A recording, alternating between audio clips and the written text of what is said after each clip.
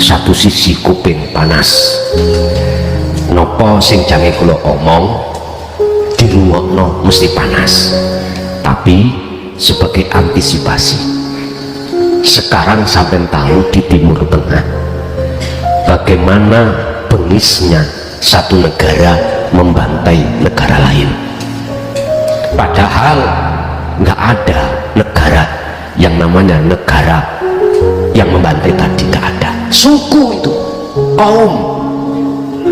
Kalau negara yang asli adalah Palestina, aslinya gitu, nggak ada negara Israel, nggak ada. Itu suku, kaum.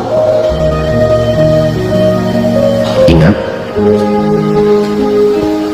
Pulau Jawa Indonesia didahului Pulau Jawa mau dijadikan Palestina kedua. Ingat, Pulau Jawa khususnya diawali dari situ akan dijadikan Palestina kedua. Entah jenengan menangi apa enggak, orang-orang pribumi akan disisihkan semuanya, nggak mau diusir, dibunuh. Udah, ini semuanya kalau kita bicara hukum dohir, itulah mereka-mereka yang tidak punya negara di sini tapi mau mendirikan negara. Diawali pertama Indonesia Pulau Jawa. Wis, pribumi anak putu kita nanti yang akan menghadapi. Ya sudah, nek wis dicaplok kabeh mongko gak ono negara Indonesia. Ya wis, peka apa enggak para pemimpin-pemimpin negara Indonesia, peka apa enggak? Kula ngomong ngeten iki pun mandang manungsa nih, pun mandang manungsa nih jenengan kleru nek sampean mandang manungsa nih. Itulah yang akan terjadi dari sisi apapun. Fakta akan berbicara tatkala itu nanti waktunya sudah datang. Oleh sebab itu saya berpesan terhadap generasi muda, anak putu kita, apa yang kukatakan pegang, sampak kapanpun pegang. Titenono jari wong Jawa, titenono seikono sepur metu tekoril. Akhirnya nyoto sekarang ono sepur kelinci. Lagi itu dah ya. Lah memang ya. Yaiku sepur metu teko ril dalane. Oh ternyata jabane sepur kelinci. Nah terus apa yang harus kita persiapkan untuk menghadapi apa yang sudah terjadi contoh tamsil di Timur Tengah? Hanya satu, wong pribumi kongkon rukun, walaupun beda agama, beda aliran, beda madhab, rukuno. Anda akan bisa rukun kalau Anda semuanya itu binau belajar taklim tentang ilmu ketuhanan, baru nggak akan terjadi. Ginoban, di Indonesia sudah ada pemalsuan makam, sudah ada makam palsu, sudah bertebaran di mana-mana, pembelokan sejarah sudah ada. Ini bukan hoax, ini bukan fitnah, ini real data, ada sebuktinya semua. Dan pengklaiman sejarah sudah ada. Di Solo mereka mengadakan Holy Celebration Jumat Mahaul, Haul Agung Solo Al Habib ini, Haul Gresik Al Habib ini. Padahal di sana masih ada Maulana Malik Ibrahim dari Gresik. Haul Ampel adalah ini, padahal ada Mbah Yai Sunan Ampel. Haul ini, Haul Agung ini sudah mengklaim satu daerah, bahwasanya daerah mereka itu seolah-olah daerah Indonesia itu milik mereka. Satu persatu itu tanah Indonesia diklaim milik mereka. Ini modus operandinya Yahudi Askenazi secara sistematis di dalam merebut sebuah bangsa. Dan kita bangsa Indonesia jangan kalah menghadapi mereka. Jangan sampai kita semua bernasib sama dengan sama seperti Palestina. Maka ayo bareng-bareng Titen, ayo bareng-bareng Open, ayo bareng-bareng Waspoto. Apapun alasannya kita lawan mereka semua. Pada tahun 1935 tiba-tiba ada beberapa kapal perahu, puluhan kapal perahu bersandar di satu pelabuhan namanya pelabuhan Haifa yang ada di Palestina. Pelabuhan Haifa yang ada di Palestina, begitu dilihat ternyata isi daripada kapal itu adalah memuat ribuan orang. Siapa mereka?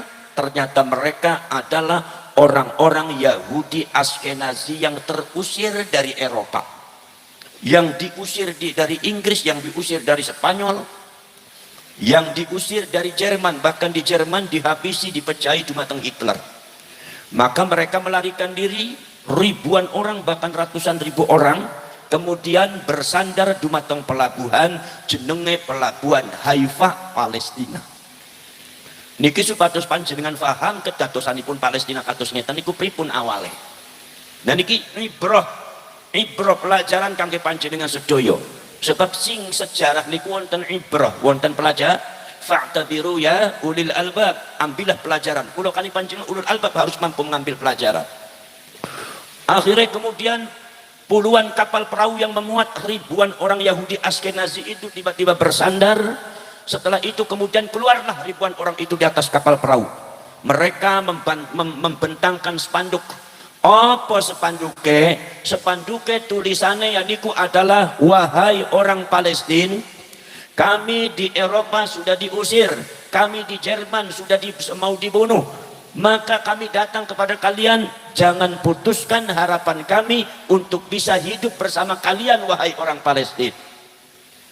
Orang Yahudi Askenazi menginginkan untuk hidup di Palestina bersama karena sudah diusir dari Eropa, sudah diusir dari Jerman, sudah diusir dari negara-negara Eropa.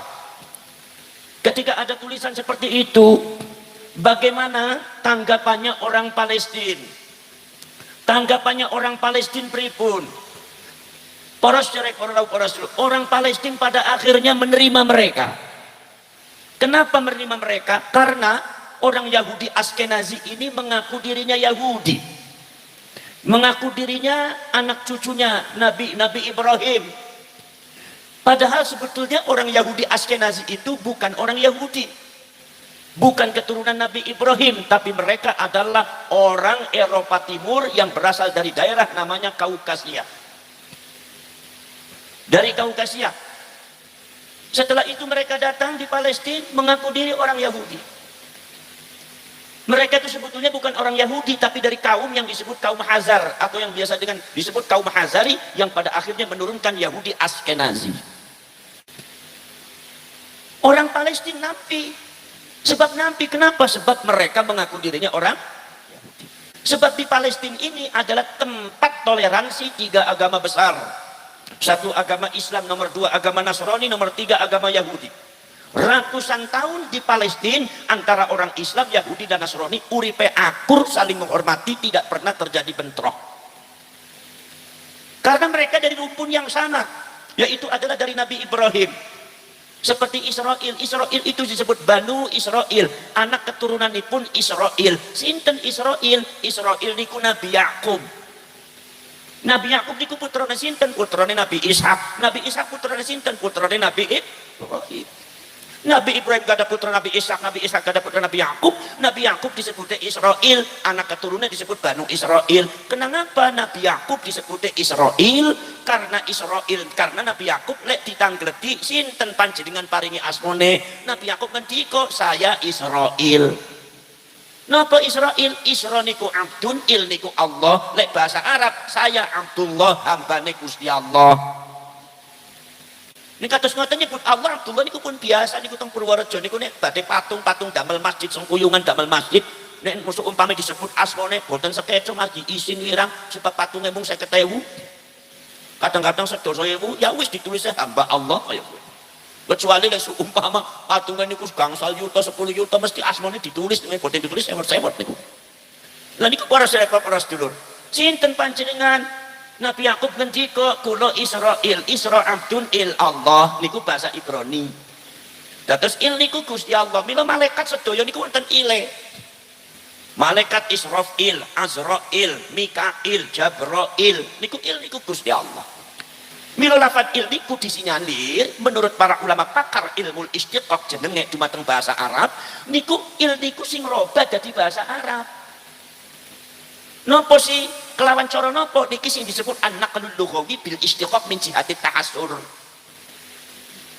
Peralihan bahasa dengan sepecahan kalimat dengan menggunakan wazan tahassur. Tahassur niku nopo ngenes. Nek wong Arab niku nek ngenes niku wonten wazane, wonten cetakan kalimate. Nopo? Ya niku huruf akhirnya dipun fathaken, disukani alif, diparingi hak teng akhirnya. Contoh Muhammadun, huruf akhirnya dal, difathana Muhammadah, diparingi alif Muhammadah, disukani hak Muhammadah. Ya Muhammadah, duh Muhammad nenes. Nek teng Ibnu Aqil disebutnya wazan nutbah. Ya Muhammadah Zaidun, ya Zaidah, Umaru, ya Umarah. La il niku huruf akhirnya lam difathahna dadi ilah, diparingi alif dadi ilah, dikusukani hak dadi ilah. Ya ilah, duh pangeran. Akhirnya ilahu niku dados bahasa Arab wa ilahukum ilahu wahid, la ilaha illallah niku asale saka il niki sing disebut an-naqlul lughawi bil istiqaq min jihati tahassur. Wah, aku nerang kaya iki ngerti ora wis mosong cangkem tok. Wis ngerti ora ngerti sing penting manggut mantuk beres. Ganjarane kathah. Dina mboten? Para syarek para sedulur, mila Israil niku adalah hamba Allah. Banu Israil niku keturunannya Nabi ya. Nek Yahudi secara keseluruhan niku keturunannya Nabi Ishak, keturunannya Nabi Ibrahim. Lah niki nek jenenge Yahudi Askenazi niku asale saka Eropa. Asale saka Eropa Timur saking Kaukasia, margi mlebu agama Yahudi. Loh kok malah akhirnya dheweke ngaku wong Yahudi. Duki teng Palestina ngakune tiang Yahudi, ampun. Terus tiang Palestina kan diku lek sampean niku tiang Yahudi berarti sedereke kula. Sedereke kula.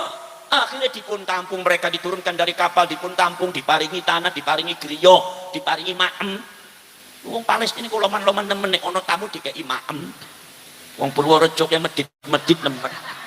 Ana kiai adu-adu teko saka buntut gak dikeki maem malah dikeki tisu. Para syarek para sedulur sedaya mawon. Akhirnya diparingi segala-galanya, diparingi pekerjaan, diparingi tanah, dieman, disayang wonten Pales. Tiba-tiba para syarek para sedulur lama kelamaan muncul karakter Askenazinya. Muncul karakter Hazarinya. Apa karakter Hazarinya? Menurut catatan sejarah, kaum Hazari yang dari Eropa Timur itu, yang dari Kaukasia, yang menurunkan orang-orang yang mengaku Yahudi datang ke Palestina. Kaum Hazari ini ketika datang dalam satu tempat mesti ngerampok dan tempat niku tempatnya akhirnya diambil alih, direbut. Niki sudah menjadi satu karakter tobiat kaum Hazari.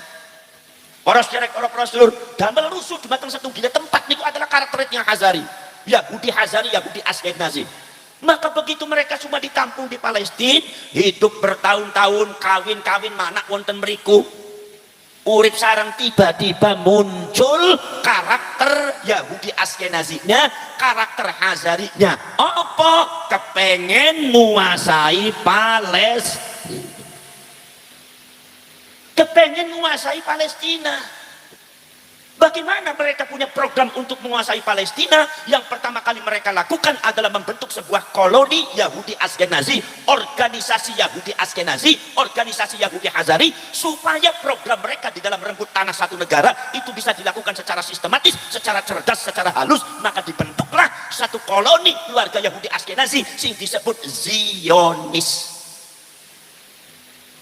Lah dari Zionis itulah mereka mengadakan rapat bagaimana caranya merebut tanah Palestina kawit tahun 35-37. Mereka yang pertama kali lakukan membuat modus operandi. Bagaimana caranya? Yang pertama kali mereka lakukan adalah membuat makam palsu.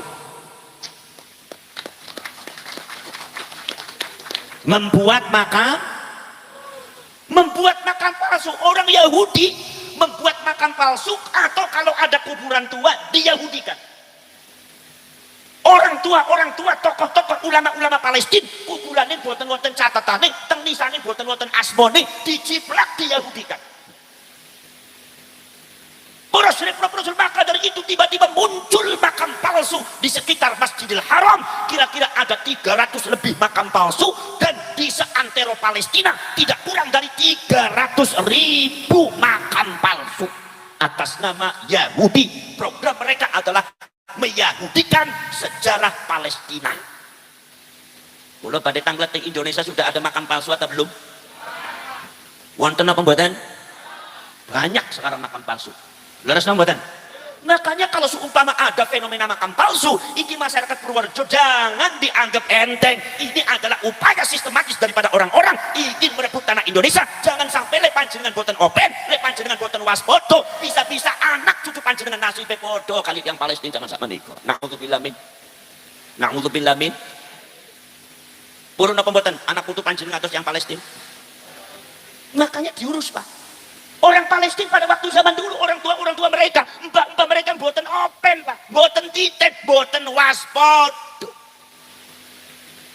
Mereka membuat makam-makam palsu Yahudi ada di pojok sana ada makam palsu orang Yahudi, sesepuh Yahudi, kemudian tahunnya ditulis makam palsu. Bahkan situs-situs yang ada di Yahudikan, diklaim bahwa ini adalah situsnya orang Yahudi, bahwa ini adalah situsnya mbah kami.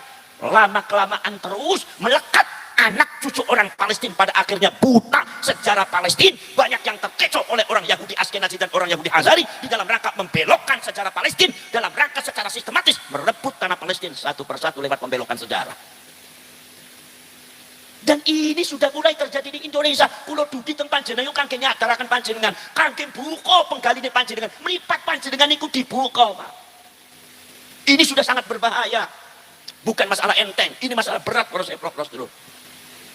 Kemudian setelah proses dulu, setelah kemudian membangun makam palsu di mana-mana, kemudian juga membangun sejarah-sejarah palsu. Di sana ada sesepuh Yahudi, di sana ada sesepuh Yahudi, di sana ada sesepuh Yahudi, mengklaim bahwa situs ini punya orang Yahudi.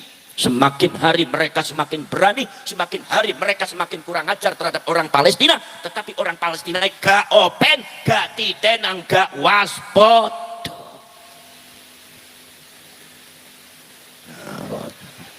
Ana wong wetenge luwih dikeki kelapa. Kelapa nek gawe wetenge loro kowe. Dadi umpen ngapu. Iki napa mboten? Para sedherek para rawuh para sedulur sedaya mawon niki, Pak.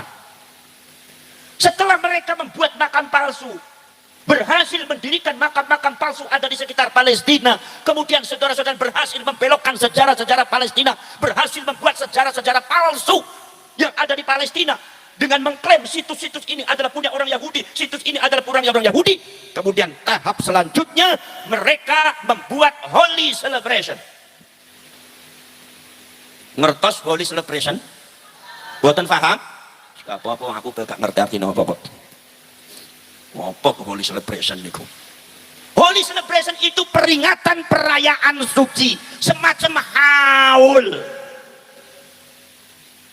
Gimana dan? Ini terus saya panjenengan itu acara hall nih kok. Di setiap situs-situs, di setiap kuburan-kuburan mereka yang palsu itu dibuat acara hall yang sangat besar. Orang bung Yahudi sing partisipasi, nanti orang Palestinanya terkecoh, mripate wutuk, seluruh ikut. Subhanallah. Setelah acara mereka besar, secara haul ada di sini besar, sebelah sini besar, sebelah sini besar. Begitu pengaruhnya sudah menancap, baru tahap selanjutnya adalah setelah pemalsuan makam, setelah pembelokan sejarah, kemudian mengadakan haul-haul ada di mana-mana atau holy celebration, perayaan suci dengan ramai luar biasa. Barulah mereka sangat kurang ajar dengan cara apa? Mengklaim tanah-tanah Palestina diklaim sebagai tanah milik leluhur mereka.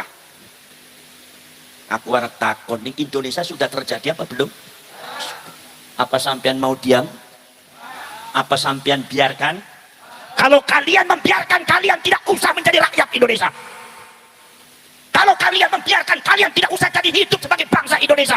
Kalau kalian sudah, kalau kalian membiarkan, tidak usah kalian mengaku dirinya Nahdlatul Ulama.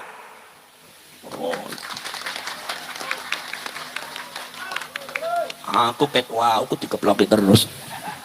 Wong Purworejo kok enek kayak luweh malah dikeploki sih pripun. Gimana badan? Ini sudah terjadi di Indonesia. Makam palsu sudah ada di Indonesia. Mengklaim secara mengklaim tempat sudah dilakukan di Indonesia. Termasuk membelokan sejarah sudah di Indonesia. Yang dilakukan oleh klan yang disebut klan Baalisi, disebut Marang Purworejo klan Habaib. Para Habaib ini prosedur di mana menurut catatan para pakar ilmu genetika yang namanya Baalwi itu genetikanya Yahudi Askenazi. Kalau itu benar berarti yang melakukan sama dan modus operandinya sama dengan pendudukan yang ada di Palestina. Kalau dibiarkan nasib kalian semua sama dengan orang Palestina. Tapi insya Allah di Indonesia mereka akan busuk. Kenapa? Karena di sini ada Wali Songo. Di Indonesia mereka akan menjadi makhluk terkutuk di Gusti Allah Ta'ala, karena di sini banyak para wali bertebaran di seluruh Indonesia, dari Sabang sampai Merauke. Gak akan kuat mereka. Kalau sampean iku sing dadi putra-putra Purworejo gak wani sampean dadi menungsa kecil nemen. Tampangnya tampang wedian nemen gitu. Marang Pak Alwi pe wedi. Lono Pak Alwi orang bener sampean wedi apa ora? Ora wedi sampean gak usah ngaku wong Jawa sampean. Kena mboten? Iki tampangnya mantan Muhyiddin kabeh gitu. Pantesan aku teko nang kene gak dikai imam. Tampangnya tampang Muhyiddin gitu. Sampai aku ngomong kok meripatnya melotot-melotot terus sampai mungkin apa kan? Mungkin apa?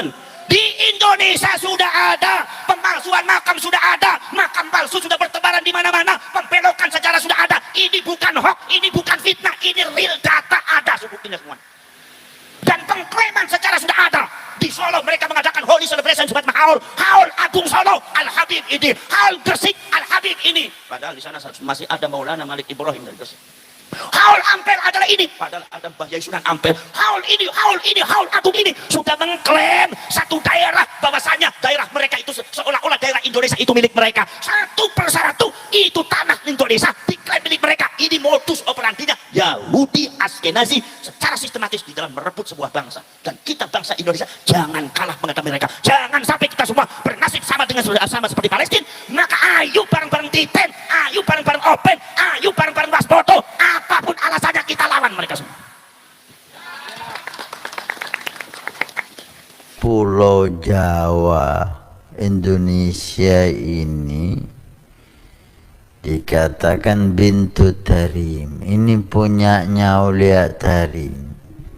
Tapi kita pernah dengar dari para salihin bahwa Indonesia ini milik Aulia Tarim, bahwa Indonesia ini milik Aulia Tarim. Saya akan mengulas tentang upaya-upaya pembelokan sejarah NU. Kenapa hal ini menjadi sangat penting? Apalagi setelah diterbitkannya buku, bahkan buku yang diajarkan di lembaga pendidikan ma'arif, isinya terjadi pembelokan. Alhamdulillah, setelah saya menanti bertahun-tahun dari 2017 saya mengkantor hal itu di NU Online, baru belakangan ini Ketua Umum PBNU Ki Haji Yahya Khalil Stakuf berbicara terkait dengan pemalsuan sejarah berdirinya Nahdlatul Ulama, hanya saja terfokus kepada buku yang diajarkan, buku pelajaran, ya. Bukan pada media-media yang lain seperti buku-buku yang lain atau juga dalam media-media online. Saya teringat pada 2017 itu ya, ketika hal itu sudah tertayangkan, kemudian saya dianggap telah tidak sopan sama seorang besar. Saya sakit hati saya ya. Alhamdulillah Allah memberikan keteguhan hati.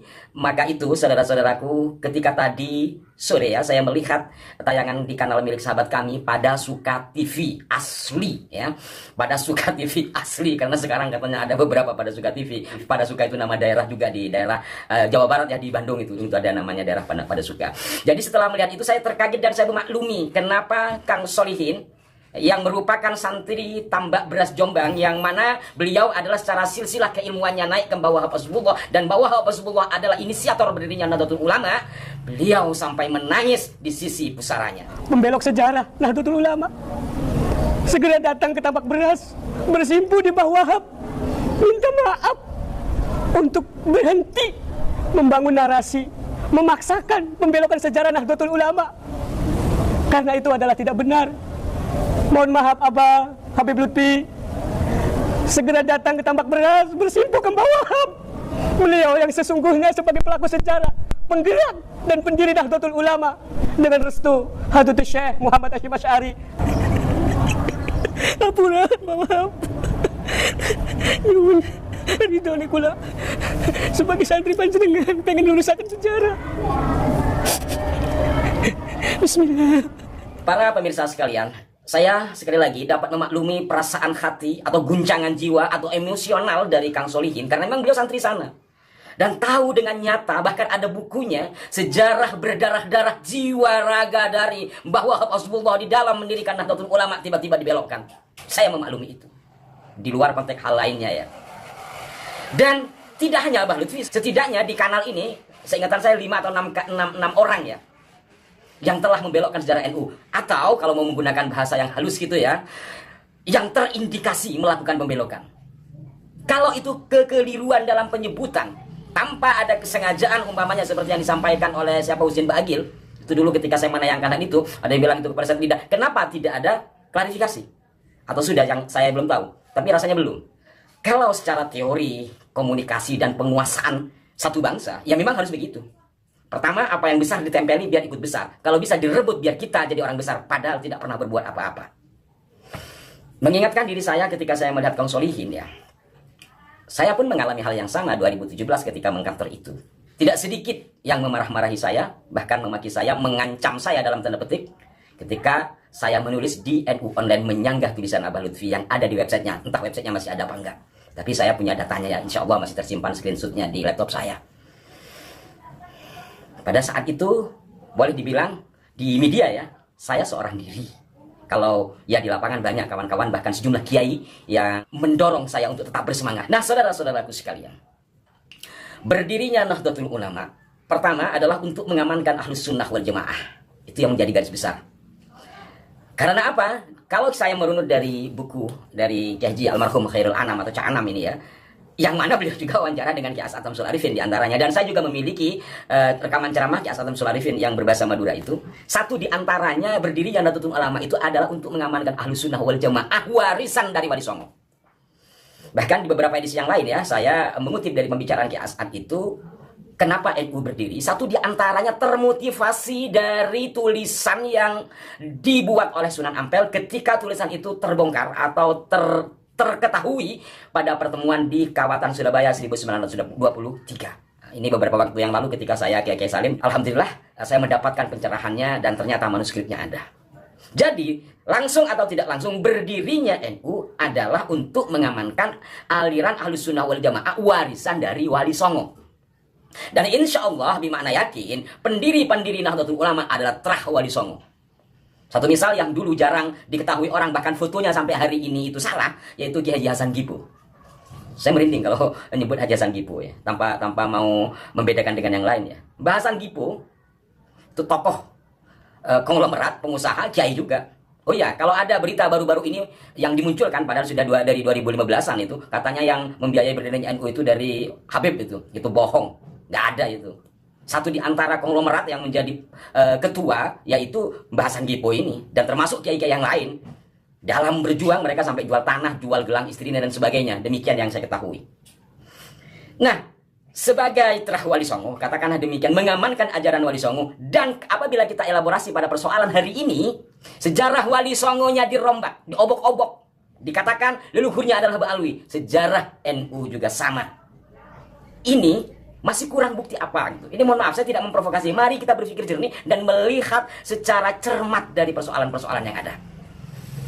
Hal lain saudara-saudaraku sekalian, itu yang pertama tadi, yang kedua adalah untuk kemaslahatan umat, dan yang ketiga terkait dengan berdirinya Nahdlatul Ulama tak lepas dari cita-cita untuk kemerdekaan bangsa Indonesia.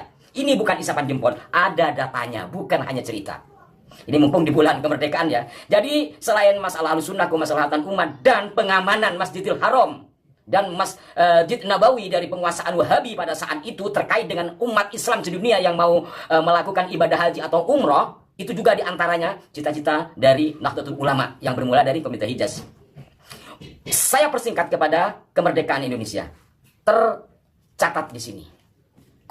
Saya akan bacakan, benarkah berdirinya Nahdlatul Ulama memiliki cita-cita untuk kemerdekaan bangsa ini? Di sini tercatat ya. Tekad itu pun sekali lagi ditegaskan oleh Kiai Wahab. Kiai Wahab, bukan Habib Hashim. Sehari sebelum lahirnya NU, ketika undangan pertemuan para ulama untuk membicarakan delegasi Komite Hijaz pada 31 Januari 1926 selesai diedarkan, ada pertanyaan dari Kiai Abdul Halim. Kiai Abdul Halim Lui Munding, ya, dikenalnya, punya putra beliau ini Kiai Asep. Yang Kiai Asep ini kemarin yang sama Habib di Jawa Timur dianggap bukan siapa-siapa, itu yang juga pernah kami ulas. Dan Mbah Abdul Halim ini pernah dibaalwikan oleh orang NU sendiri. Saya lanjutkan, emosional saya ya. Di sini ada pertanyaan dari Mbah Yai Abdul Halim, apakah mengandung tujuan untuk menuntut kemerdekaan? Tanya Ki Abdul Halim. Ki Wahab menjawab tidak dengan bahasa lugas, tapi penuh isyarat seperti berikut ini. Tentu, itu syarat nomor 1. Umat Islam menuju ke jalan itu. Umat Islam tidak leluasa sebelum negara kita merdeka. Diplomatis memang Mbah Wahab. Namun ketika Ki Abdul Halim masih agak ragu dengan tujuan menuntut kemerdekaan tersebut, pasalnya pembentukan perkumpulan ulama saja baru pada tahap pengiriman undangannya. Apa mungkin menuntut kemerdekaan? Karena itu Ki Abdul Halim kemudian melanjutkan pertanyaannya. Apakah dengan usaha macam begini ini bisa menuntut kemerdekaan? Tanya Mbah Abdul Halim. Mendengar pertanyaan itu, Kiai Wahab langsung menyulutkan api rokoknya sambil berkata, Ini bisa menghancurkan bangunan perang. Kita jangan putus asa. Kita harus yakin tercapai negeri merdeka. Jawab Kiai Wahab sambil memegang tangkai korek api yang sedang menyala. Ini dramatik sekali kalau saya contohkan di acara-acara PKD atau DTD ya. Jelas ya saudara-saudaraku sekalian, bagaimana perjuangan Mbah Wahab Rasulullah, bagaimana perjuangan Kiai Haji Sanggipo, bagaimana perjuangan Mbah Hasyim Asy'ari, bagaimana perjuangan Kiai Ridwan Abdullah dan kiai-kiai yang lainnya, termasuk restu dari Mbah Khalil Bangkalan, hingga kemudian terbentuklah satu perkumpulan yang diberi nama Nahdlatul Ulama. Dan Nahdlatul Ulama mengamankan ajaran Ahlussunnah wal Jamaah, ajaran Wali Songo, juga memiliki cita-cita kemerdekaan untuk republik ini, juga memiliki tugas besar memberikan kenyamanan dalam naungan madhab pada umat Islam di seluruh dunia ketika mereka akan melaksanakan ibadah umroh atau haji di tanah suci. Sangat luar biasa. Yang luar biasa ini, luar biasa pula mereka-mereka yang mengklaimnya. Mohon maaf, sampai jumpa. Berikan masukan yang konstruktif di kolom komentar. Wassalamualaikum warahmatullahi wabarakatuh. Saudaraku sekalian, semoga ini menjadi pelajaran penting bagi kita semua. Jelas, sudah jelas, sangat jelas di mata kita, ya. Tidak ada lagi alasan untuk ini itu. Para muhibbin, mari sadarlah, lihatlah apa yang nampak sekarang ini. Mari kita berhati-hati demi anak cucu kita dan negara Republik Indonesia ke depannya.